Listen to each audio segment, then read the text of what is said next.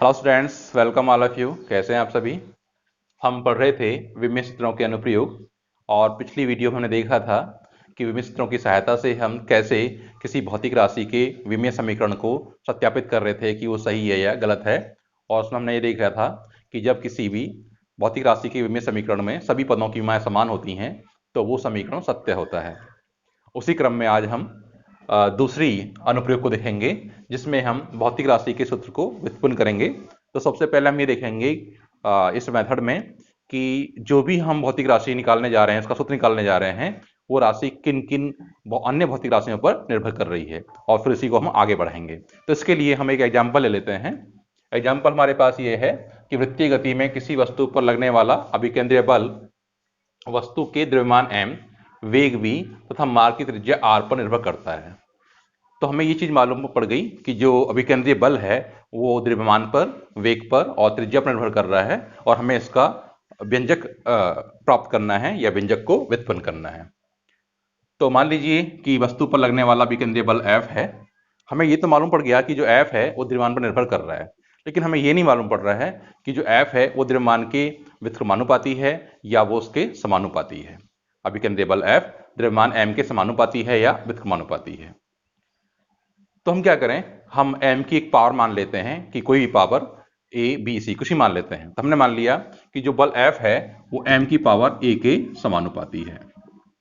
तो अगर a की वैल्यू पॉजिटिव आ जाती है, मान लो a बराबर कितना आ गया, 2 आ गया, तो हम कहेंगे कि जो अभिकेंद्रीय बल है वो द्रव्यमान के घात 2 के समानुपाती है। और अगर a की वैल्यू आ जाती है -2, तो हम कहेंगे कि जो अभिकेंद्रीय बल F है वो द्रव्यमान की घात 2 के व्युत्क्रमानुपाती है। ऐसे ही हम वेग के लिए एक अचर मान लेंगे कि वेग की जो पावर कितनी है, b है। और ऐसे ही जो त्रिज्या है वो किसकी पावर कितनी है, c। कहने का तात्पर्य यह है कि हमने ये मान लिया कि जो अभिकेंद्रीय बल F है वो द्रव्यमान m की घात a के समानुपाती है, अभिकेंद्रीय बल वेग की घात b के समानुपाती है, और अभिकेंद्रीय बल F त्रिज्या की घात c के समानुपाती है। क्लियर। अगर इनकी वैल्यू पॉजिटिव आ गई तो हम कह देंगे कि ये समानुपाती हैं, उसी घात के समानुपाती हैं, और अगर इनकी वैल्यू नेगेटिव आ गई तो हम कह देंगे कि ये उस घात के व्युत्क्रमानुपाती हैं। मेरी बात समझ में आई? तो आइए शुरू करते हैं। तो क्या करें हम, हमारे पास तीन रिलेशन मिल रहे हैं, f समानुपाती m की घात a, f समानुपाती v की घात b और f समानुपाती r की घात c। तो इन तीनों रिलेशन को, इन तीनों संबंधों को आप जोड़ दें, एक साथ लिख दें, तो हो जाएगा f समानुपाती m की पावर a, v की पावर b और r की पावर c। ये एक समानुपाती चिन्ह है, इसको हटाएंगे तो एक कांस्टेंट आएगा, इसको ले लेंगे आप k। तो f equal to k, m की पावर a, v की पावर b और r की पावर c। अब कुछ नहीं करना है आपको, इस इक्वेशन में, इसे बोल देंगे हम इक्वेशन फर्स्ट। इस इक्वेशन में आपको जितनी भौतिक राशियां हैं सबके विमीय सूत्र लिखने हैं। तो आइए, तो पहले लिखेंगे आप f का विमीय सूत्र। तो कितना होगा ये, mlt-2 इक्वल टू यहां पर k कांस्टेंट है, इसको छोड़ दीजिए, m है द्रव्यमान है, द्रव्यमान का विमीय सूत्र कैपिटल M की पावर a, v क्या है, वेग है, और वेग का विमीय सूत्र LT-1 की पावर b, और यहां पर r क्या है, त्रिज्या है यानी कि दूरी है, लंबाई है, और लंबाई का विमीय सूत्र क्या होता है, कैपिटल L। तो ये हो गया हमारे पास L की पावर c। अब इनको हम पहले सॉल्व कर लें, तो ये जाएगा k m की पावर a, यहां पर L t की पावर -1, पूरे की पावर कितनी है, b है। जस्ट ब्रैकेट को आप ओपन करेंगे तो ये L की पावर b भी हो जाएगा। तो L की पावर b यहां पर और L की पावर c यहां पर, दोनों की आप मल्टीप्लाई कर रहे हैं, तो यहां पर जो L की पावर है वो जुड़ जाएंगी। तो L की पावर b प्लस c, क्योंकि हम पढ़ चुके हैं घातांक के नियम में कि जब आधार समान होते हैं और उनकी गुणा होती है तो घातें जुड़ जाती हैं। तो ये हो गया L की पावर b प्लस c। ऐसे ही यहां पर पावर कितनी है, -1, और ये कितना है, b, तो हो जाएगी t की पावर -b। क्लियर।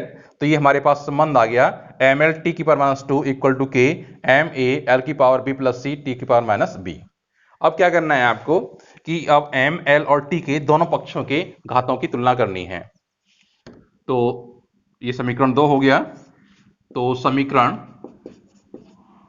2 में या 2 से m l तथा t की घातों की तुलना करने पर, t की घातों की तुलना करने पर, तो तुलना करेंगे तो यहां पर देखें, यहां पर कितनी है, m की पावर 1 है और यहां पर m की पावर कितनी है, a है। तो यहां हो जाएगा a इक्वल टू 1। आपने पढ़ा होगा घातांक के नियम में कि अगर किसी समीकरण की दोनों ओर की राशियां समान हैं तो उनकी घातें भी क्या होंगी, समान होंगी। जैसे x की पावर a बराबर x की पावर b, तो यहां पर समीकरण है और समीकरण में आधार क्या है, बराबर है, तो घातें भी क्या होंगी, बराबर होंगी। तो हम लिख देते थे a इक्वल टू b। तो बिल्कुल उसी मैनर में क्या लिखेंगे हम यहाँ, a इक्वल टू 1। आइए, ये a इक्वल टू 1 हो गया। फिर हम कंपेयर करेंगे l की घातों को। तो यहाँ l की घात कितनी है, 1 है, यहाँ कितनी है, b प्लस सी।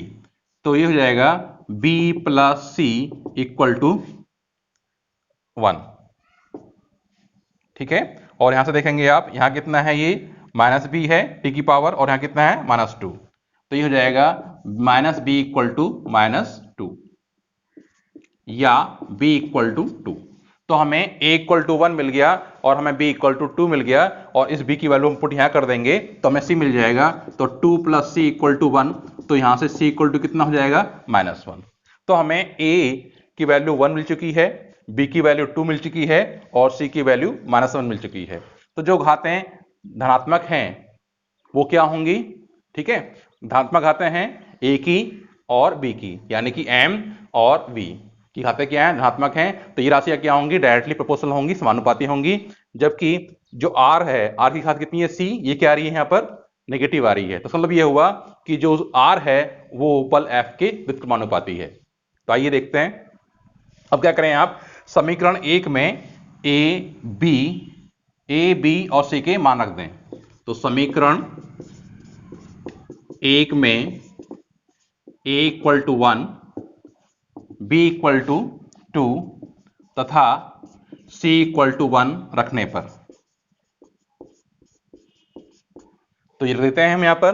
तो क्या मिलेगा हमें, f इक्वल टू, देखिए यहां पर k है, कांस्टेंट है, इसे आप जो कहते हैं लिख देंगे m की पावर a, और a कितना है, 1, ये v की पावर b, और b कितना है हमारे पास 1, और r की पावर c, और c कितना है,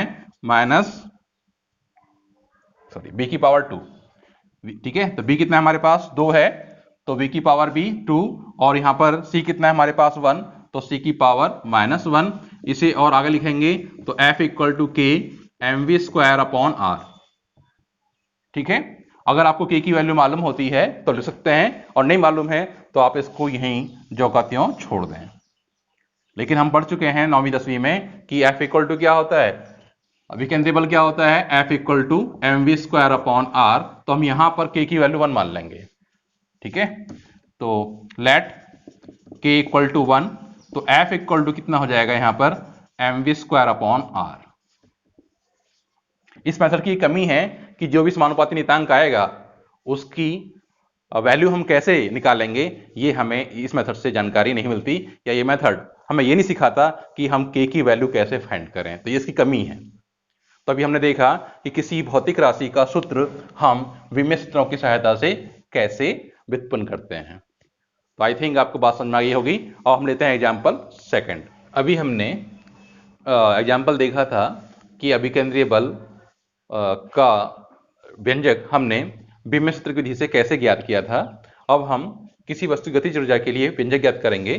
तो एग्जाम्पल है कि स्थानांतरित गति में किसी वस्तु की गतिज ऊर्जा k वस्तु के द्रव्यमान m तथा वेग v पर निर्भर करती है, तो वस्तु की गतिज ऊर्जा का व्यंजक ज्ञात कीजिए। तो हम ये मान लेंगे कि जो गतिज ऊर्जा k है वो द्रव्यमान की पावर a के समानुपाती है और वेग की पावर b के समानुपाती है। इस बात को मैंने पिछले एग्जाम्पल में एक्सप्लेन कर चुका हूं कि कैसे लेते हैं। तो हम लिखेंगे k समानुपाती m की पावर a और k समानुपाती v की पावर b। इन दोनों संबंधों को आप एक साथ लिख देंगे तो ये जाएगा k समानुपाती m की पावर a और v की पावर b। यहाँ पर एक समानुपाती चिन्ह है, इसे आप हटाएंगे तो एक नियतांक आएगा। तो कुछ नियतांक ले लें आप, a ले लें, कैपिटल ए क्या है यहाँ पर, नियतांक है, ये जाएगा m की पावर a और b की पावर b। अब क्या करना है आपको, इस समीकरण में जितनी भौतिक राशियां हैं सभी के विमेय सूत्र लिखने हैं। तो यहाँ पर k क्या है, ये है गतिज ऊर्जा, और गतिज ऊर्जा का विमेय सूत्र होता है m l की पावर 2 और t की पावर -2। ये हम पढ़ चुके हैं। इक्वल टू a, m क्या है, द्रव्यमान है, द्रव्यमान का विमेय सूत्र क्या होगा, कैपिटल M और पूरे की पावर a। v क्या है, वेलोसिटी, और वेलोसिटी यानी कि वेग का विमेय सूत्र क्या होता है, LT-1 और पूरे की पावर b। इसको आप सॉल्व करेंगे तो होगा m, एक साथ लिखेंगे या, इक्वल टू a m की पावर a l की पावर b और ये t की पावर -b।